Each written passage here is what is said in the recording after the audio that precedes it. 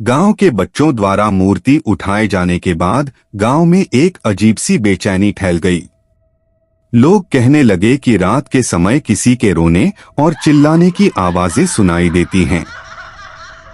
पालतू जानवर अचानक गायब होने लगे और कुछ लोगों को अपनी परछाई में किसी और का अक्स दिखने लगा।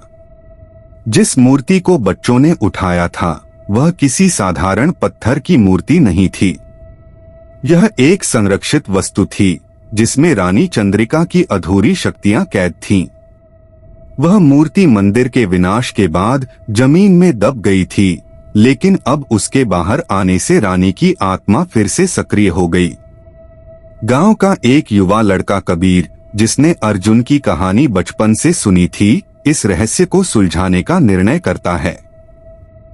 कबीर को विश्वास था कि यदि अर्जुन ने शाप को शांत किया था तो उसे भी इसका हल निकालना होगा।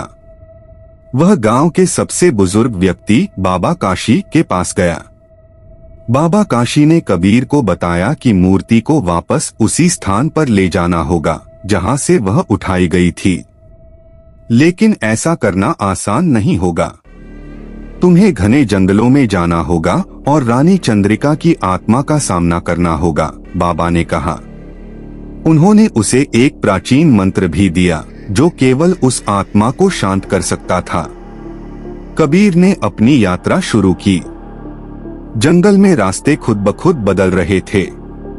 उसे अजीब सी आवाजें सुनाई देती जो उसे वापस लौटने के लिए कहती, लेकिन कबीर डटा रहा। रात के समय उसने देखा कि पेड़ों की शाखाएं उसके चारों ओर जाल बना रही थीं। तभी एक काली परछाई ने उसका रास्ता रोक लिया। परछाई धीरे धीरे एक महिला के रूप में बदल गई। उसकी आंखें आग की तरह चमक रही थीं और उसने क्रोधित स्वर में कहा, तुमने मेरी मूर्ति क्यों छेड़ी? कबीर ने साहस जुटाकर जवाब दिया, मैं इसे वापस लाने आया हूँ। तुम्हारा शाप गांव पर फिर से हावी हो रहा है, इसे खत्म करना होगा। रानी चंद्रिका ने कहा, अगर तुम इसे खत्म करना चाहते हो तो तुम्हें मेरी 3 परीक्षाएं पास करनी होंगी। अगर तुम असफल हुए तो तुम्हारी आत्मा भी इस जंगल का हिस्सा बन जाएगी। पहली परीक्षा, कबीर को एक गहरी झील पार करनी थी जिसमें कोई रास्ता दिखाई नहीं दे रहा था। उसने बाबा काशी के मंत्र का इस्तेमाल किया और पानी के ऊपर एक पुल बन गया। दूसरी परीक्षा, एक गुफा में उसे अपनी सबसे बड़ी कमजोरी का सामना करना पड़ा। गुफा ने उसकी सबसे बड़ी असुरक्षाओं और भय को जीवंत कर दिया, लेकिन कबीर ने अपनी हिम्मत से इसे पार कर लिया। तीसरी परीक्षा, रानी चंद्रिका ने उसे अपनी मूर्ति लौटाने का मौका दिया, लेकिन साथ ही कहा, यह मूर्ति तुम्हारे गांव को समृद्धि और खुशहाली दे सकती है। क्या तुम इसे लौटाना चाहोगे? कबीर ने बिना झिझके कहा, गांव की शांति और सुरक्षा सबसे महत्वपूर्ण है, मैं इसे लौटा दूंगा। कबीर ने मूर्ति को मंदिर के अवशेषों में रख दिया।